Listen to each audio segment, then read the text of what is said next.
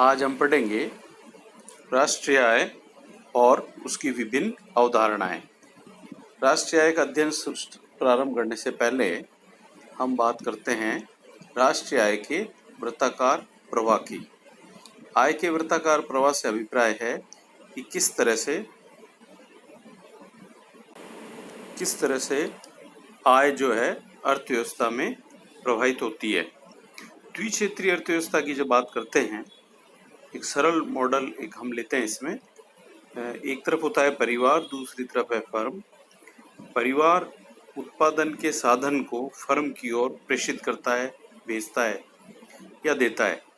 Firm उसके बदले में वस्तुएं और सेवाएं तैयार करके परिवार को उपलब्ध कराती है, जिससे वो अपनी आवश्यकता की पूर्ति करता है। द्विक्षेत्रीय अर्थव्यवस्था में हम दो ही घटक लेते हैं, परिवार और फर्म।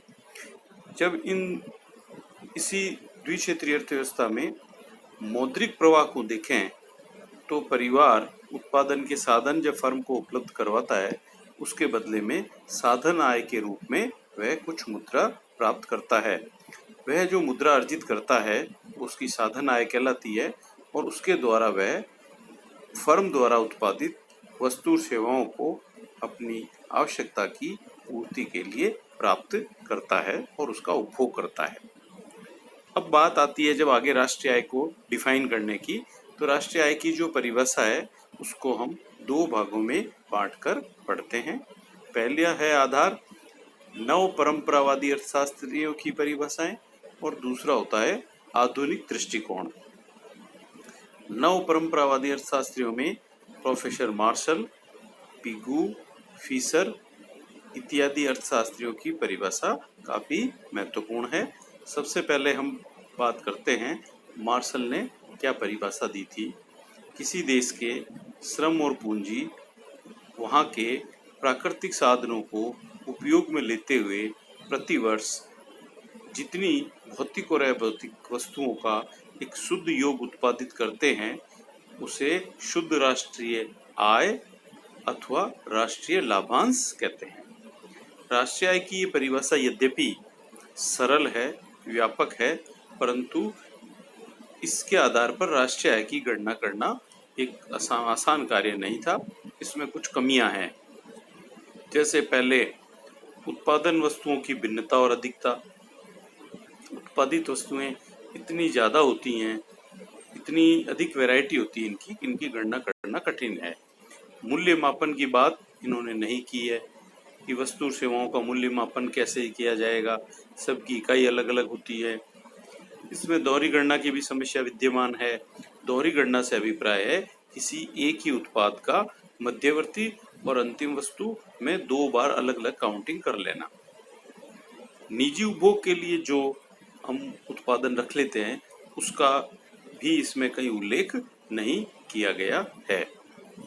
दूसरी जो परिभाषा है प्रोफेसर पिगू की परिभाषा, इन्होंने मौद्रिक दृष्टिकोण सामने रखा। राष्ट्रीय आय किसी समुदाय की वास्तविक आय का वह भाग है जिसे मुद्रा के रूप में मापा जा सकता है और इसमें विदेशों से प्राप्त आय भी सम्मिलित होती है। राष्ट्रीय आय की परिभाषा की इन्होंने जो परिभाषा दी है उससे क्षेत्र इन्होंने सीमित कर दिया, क्योंकि आपने मुद्रा का तत्व इसमें जोड़ दिया था। फिर भी आपकी परिभाषा काफी महत्वपूर्ण है। ये परिभाषा सुविधाजनक भी है, लेकिन इसमें फिर भी दो कमियां सामने आती हैं। पिगू ने अनावश्यक से वस्तु और सेवाओं को दो भागों में बांट दिया। एक वो भाग जिसका मुद्रा के बदले में विनिमय किया जाता है, दूसरा वह भाग जिसका मुद्रा के बदले में विनिमय नहीं किया जाता। परंतु वास्तव में पदार्थों का मूल रूप से कोई अंतर नहीं होता, चाहे उसका विनिमय हो या नहीं हो। दूसरा, पिगू की अर्थव्यवस्था केवल मौद्रिक अर्थव्यवस्था में ही लागू होती है, वस्तु विनिमय वाली अर्थव्यवस्था में नहीं। नेक्स्ट परिभाषा आती है फिशर की परिभाषा। राष्ट्रीय आय की परिभाषा में फिशर का दृष्टिकोण इन दोनों से भिन्न है।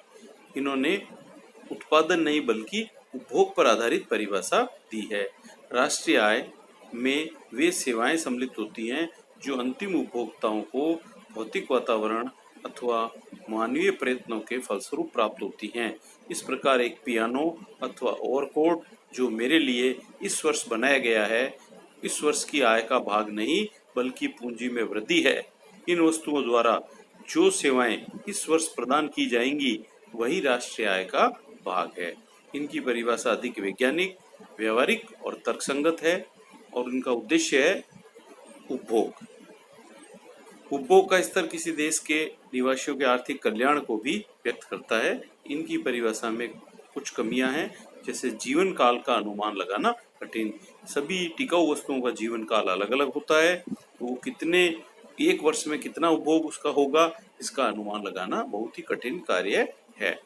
पुरानी वस्तुओं का जो दोबारा बेचा जाता है तो उनको वो कई हाथों से गुजरती है, एक उपभोक्ता से दूसरे उपभोक्ता के पास जाती है। ऐसे में उसकी सही कीमत और वास्तविक जीवन काल का अनुमान लगाना एक कठिन कार्य है। अब बात आती है आधुनिक परिभाषाएं और उसके अवधारणाएं कौन कौन सी है। आधुनिक परिभाषा अर्थशास्त्रियों में कुजनेट्स की परिभाषा वो काफी महत्वपूर्ण है। इनके अनुसार राष्ट्रीय आय वस्तुओं और सेवाओं की वह विशुद्ध उत्पत्ति है जो अंतिम उपभोक्ताओं के हाथों में पहुंचती है अथवा देश के पूंजीगत माल के स्टॉक में वृद्धि करती है। राष्ट्रीय आय में अनुमान में बिना दोहरी गणना के एक अवधि में उत्पादन की जाने वाली वस्तुओं और सेवाओं की मात्रा का माप किया जाता है। राष्ट्रीय आय की आधुनिक अवधारणाओं में कुछ महत्वपूर्ण अवधारणाएं इस प्रकार हैं। फर्स्ट ऑफ ऑल, सकल राष्ट्रीय उत्पादन जीएनपी। सकल राष्ट्रीय उत्पाद किसी अर्थव्यवस्था में एक वर्ष की अवधि में उत्पादित समस्त अंतिम वस्तुओं और सेवाओं के बाजार मूल्य का योग होता है। यह एक आधारभूत सामाजिक लेखा माप है। इसमें विदेशों से प्राप्त शुद्ध आय भी शामिल होती है। यह एक मौद्रिक माप है।